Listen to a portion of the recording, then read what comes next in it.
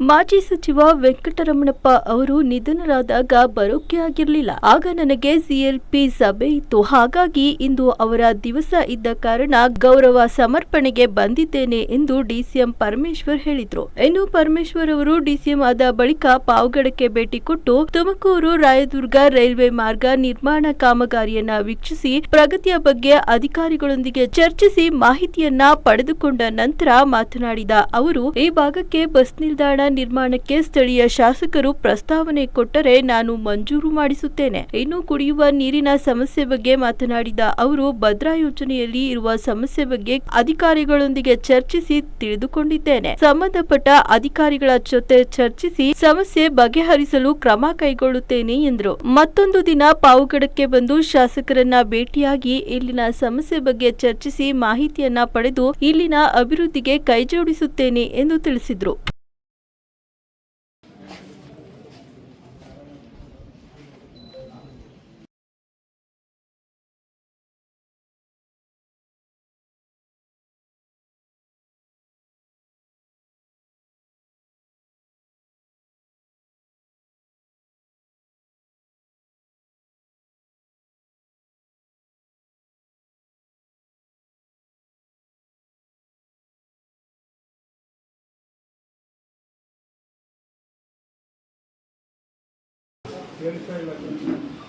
ಮೊಡಕ್ಸಿರಾ MLA ಆಗಿದ್ದಂಥವರು ನಮ್ಮ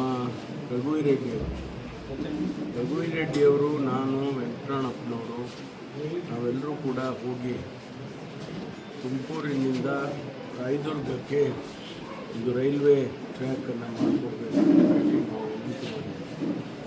ಆ ಸಂದರ್ಭದಲ್ಲಿ ಅವರು ಮಂಜೂರು ಮಾಡಿ ಆ ಒಂದು ವರ್ಷವೇ ಬಜೆಟ್ನಲ್ಲಿ ಪಿಂಕ್ ಬುಕ್ ಅಂತ ಇರುತ್ತೆ, ಆ ಪಿಂಕ್ ಬುಕ್ಕಿಗೆ ಸೇರಿಸಿದ್ರು. ಬಹುಶಃ 98, ನನಗೆ ಜ್ಞಾಪಕ ಇಲ್ಲ ಹೆಚ್ಚಾಗಿ, 98 ಕೋಟಿ ಸಿಂಬಾಲಿಕ್ ಆಗಿ ಹಣ ಇಟ್ಟಿತ್ತು ಅಂತ ಕಾಣಿಸುತ್ತೆ. ಅದಾದಮೇಲೆ ಲ್ಯಾಂಡ್ ಅಕ್ವಿಸಿಷನ್ ಆಗಬೇಕು ಮತ್ತು ಅದಕ್ಕೆಲ್ಲ ಪ್ಲ್ಯಾನಿಂಗ್ ಆಗಬೇಕು ಅಂಥೇಳಿ ಅದೆಲ್ಲ ಸ್ವಲ್ಪ ಸಮಯ ತಗೊಳ್ತು. ಆನಂತರ ಬಂದಂಥ ಸರ್ಕಾರ ಈ ಒಂದು ಯೋಜನೆಯನ್ನು ಕೈಗೆತ್ತಿಕೊಂಡಿದೆ. ಹಾಗೆ ಅದು ಮುಂದುವರ್ಕೊಂಡು ಹೋಯಿತು. ಈಗ ಕಳೆದ 3 ವರ್ಷದಿಂದ ಈ ಪ್ರಾಜೆಕ್ಟನ್ನು ಕೈಗೆತ್ತಿಕೊಂಡು ಇವತ್ತು ಇಲ್ಲಿಯವರೆಗೂ ತಂದಿದ್ದಾರೆ. ಹಾಗೆ ಪಾವಗಡದವರೆಗೂ, ಬಳ್ಳಾರಿಯಿಂದ ಇಲ್ಲಿ ಪಾವಗಡದವರೆಗೂ ಟ್ರ್ಯಾಕ್ ಹಾಕಿದ್ದಾರೆ, ಟೆಸ್ಟ್ ಮಾಡಿದ್ದಾರೆ. ಇನ್ನು ಪಾವಗಡದಿಂದ ತುಮಕೂರುವರೆಗೂ ಆಗಬೇಕಾಗುತ್ತೆ. ಅದು ಕೂಡ ಈಗಾಗಲೇ ಲ್ಯಾಂಡ್ ಅಕ್ವಿಸಿಷನನ್ನು ನಮ್ಮ ಜಿಲ್ಲಾಧಿಕಾರಿಗಳು ಸಂಪೂರ್ಣವಾಗಿ ಲ್ಯಾಂಡ್ ಅಕ್ವಿಸಿಷನ್ ಮಾಡಿಕೊಟ್ಟಿದ್ದಾರೆ. ಆ ಕೆಲಸವೂ ಕೂಡ ಈಗ ತ್ವರಿತಗತಿಯಲ್ಲಿ ತುಮಕೂರಿಂದ ಪಾವಗಡದವರೆಗೂ ಆಗಬೇಕು ಅಂತೇಳಿ ನಮ್ಮ ಚೀಫ್ ಇಂಜಿನಿಯರ್ಗಳನ್ನು ವಿನಂತಿ ಮಾಡಿದ್ದಾರೆ. ಬಹುಶಃ ಮುಂದೆ ಇನ್ನು 1 ವರ್ಷದೊಳಗಾಗಿ ಆ ಒಂದು ಕನೆಕ್ಟಿವಿಟಿ ಕೂಡ ತುಮಕೂರು ಟು ಪಾವಗಡ ಆಗುತ್ತೆ ಅಂತೇಳಿ ನಾನು ಆಶಾವಾದಿಯಾಗಿದ್ದೇನೆ. ಅದು ಸಂಪೂರ್ಣ ಆದರೆ, ತುಮಕೂರು ಟು ರಾಯದುರ್ಗ ಸಂಪೂರ್ಣ ಆದರೆ ನಮಗೆ ಬಹಳಷ್ಟು ಸಮಸ್ಯೆಗಳು ಬಗೆಹರಿಯುತ್ತವೆ.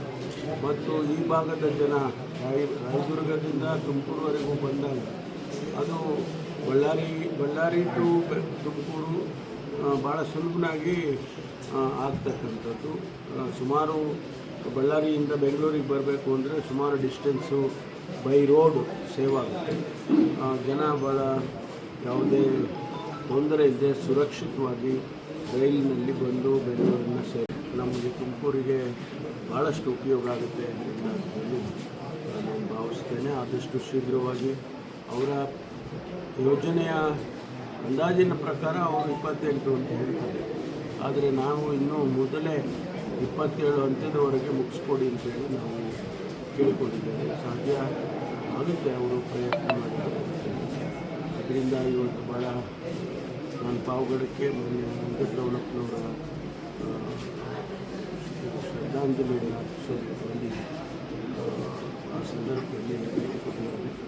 ನಮ್ಮ ಚೀಫ್ ಇಂಜಿನಿಯರ್ SP ನಾವೆಲ್ಲರೂ ಕೂಡ ಬಂದು ಇದನ್ನು ನೋಡಿದ್ದೇವೆ. ಭಾಳ ಸಮಾಧಾನ ತಂದಿದೆ. ಆದರೆ ನಮಗೆ ಪೂರ್ತಿ ಪಾವಗಡ ಅಥವಾ ತುಮಕೂರು ಕನೆಕ್ಟಿವಿಟಿ ಇನ್ನೂ ಹೆಚ್ಚು ಸಂತೋಷ ಆಗುತ್ತೆ.